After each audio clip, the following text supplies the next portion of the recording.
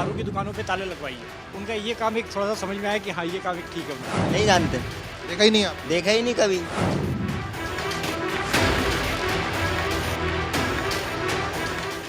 उसके बाद तो शक्ल देखने को नहीं मिली है, कहाँ है साध्वी प्रज्ञा ठाकुर।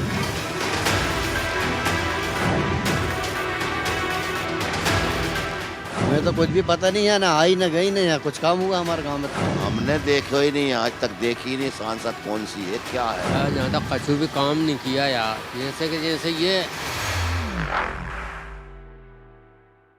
नमस्कार, बहुत स्वागत है आपका। आप देख रहे हैं सांसद जी का रिपोर्ट कार्ड और आज हम बात कर रहे हैं भोपाल सांसद साध्वी प्रज्ञा के परफॉर्मेंस की कि किस तरह का उनका परफॉर्मेंस रहा।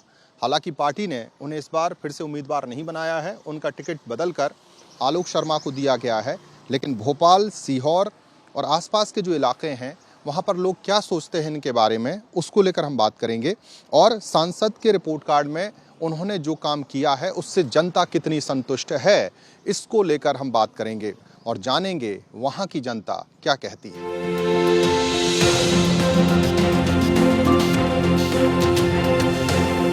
तो इस वक्त हम मौजूद हैं खजूरी सड़क और बड़ी बात यह है कि जिस तरह से सीहोर विधानसभा क्षेत्र भी भोपाल लोकसभा में आता है, तो भोपाल और सीहोर के बीच का ये पॉइंट है।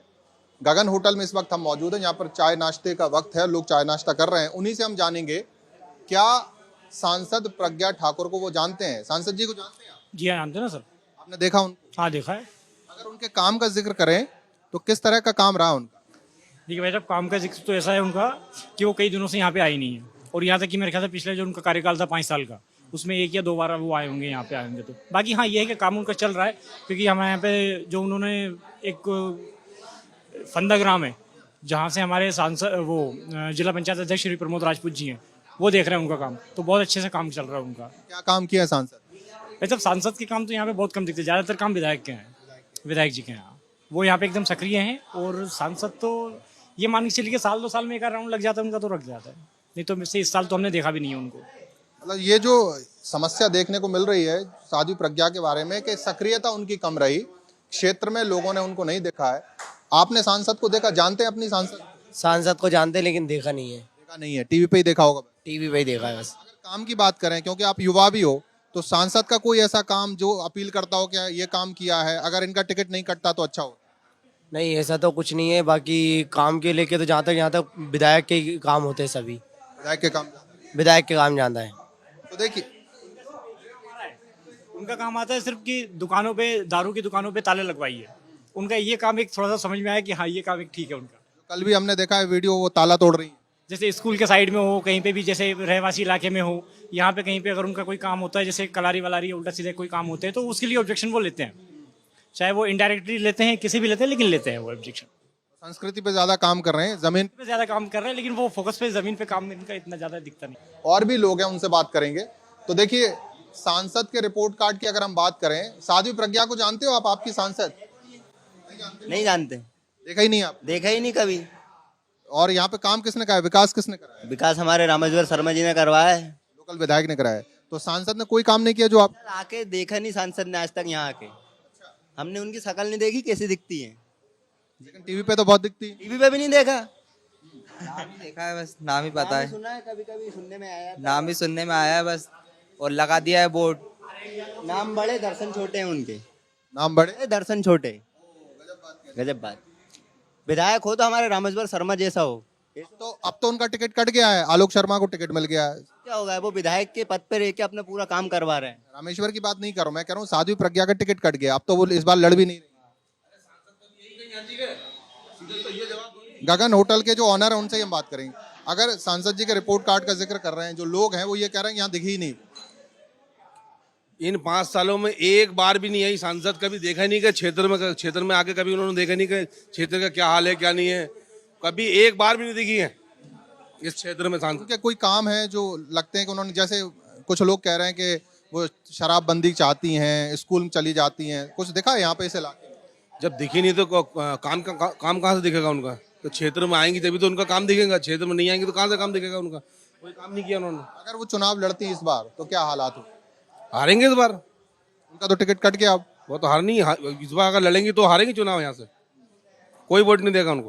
अगर वो चुनाव लड़ती हैं तो उनको कोई वोट मिलेगा? कोई नहीं वोट नहीं मिलेगा। दूसरा सांसद जीत जाएगा। मतलब जो दूसरे को टिकट दिया बीजेपी ने, हाँ हाँ।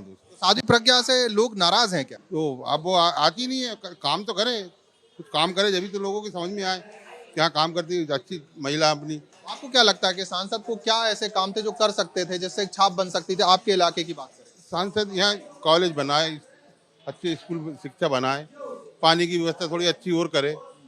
जो थोड़े बहुत कहीं गांव में रह गई तो कम से कम तुम्हारे गांव में पूरी व्यवस्था करे। बाकी और भी बहुत सारी मतलब कमाई का साधन करे, कुछ कोई छोटी रोजगार की कुछ व्यवस्था, रोजगार कमाई का साधन करे, फैक्ट्री लगा दे तो उससे थोड़ा लोगों में आमदनी हो। आप कुछ कहना चाहोगे साध्वी के लेके? आपने देखा अपनी सांसद को कभी दिखी? हमने तो कभी भी नहीं देखा है अभी तक। अभी तक नहीं देखा। हाँ, चुनाव में शक्ल देखी थी, वही वोटों में। आई थी चुनाव में, आई हाँ, उसके साल 19 में आई। हाँ, उसके बाद तो कोई शक्ल देखने को नहीं मिली है। कहाँ है साध्वी प्रज्ञा ठाकुर? साध्वी प्रज्ञा कहाँ है लोगों को पता ही नहीं, और इसलिए शायद पार्टी ने भी पत्ता काट दिया। वो तो पार्टी जानती है उसके। तो देखिए, जो लोग कह रहे हैं वो यही कह रहे हैं कि साध्वी प्रज्ञा जो सांसद हैं उन्हें यहाँ पर लोगों ने अभी तक नहीं देखा है। कुछ सीनियर लोग हैं, उनसे भी हम बात करेंगे। साध्वी प्रज्ञा को लेकर हम रिपोर्ट कार्ड देख रहे हैं कि पिछली जो सांसद रही, अभी तक जो सांसद हैं भोपाल की, उनका काम कैसा रहा? देखो, इन चीज़ों पे तो मैं नहीं बताऊंगा क्योंकि मैं तो कांग्रेस का हूँ, ब्लॉक अध्यक्ष हूँ। बहुत बढ़िया। मुद्दे पे मैं बात नहीं कर पाऊंगा प्रज्ञा जी के बारे में। बाकी इन लोगों से पूछे आप। तो दिग्विजय सिंह लड़े थे ना, आप तो कांग्रेस के हो, आपके दिग्विजय सिंह को हराया था उन्होंने? हराया था, हमने बहुत मेहनत करी है, इसके बाद भी रिजल्ट इस टाइप का आया।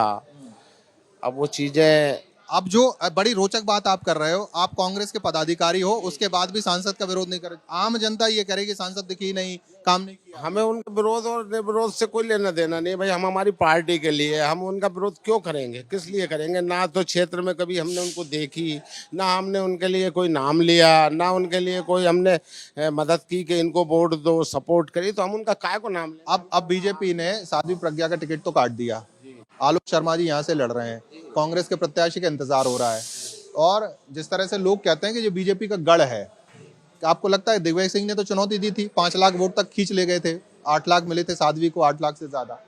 इस बार क्या स्थिति लगती है, कांग्रेस के कैंडिडेट को कुछ मिलेगा यहाँ से?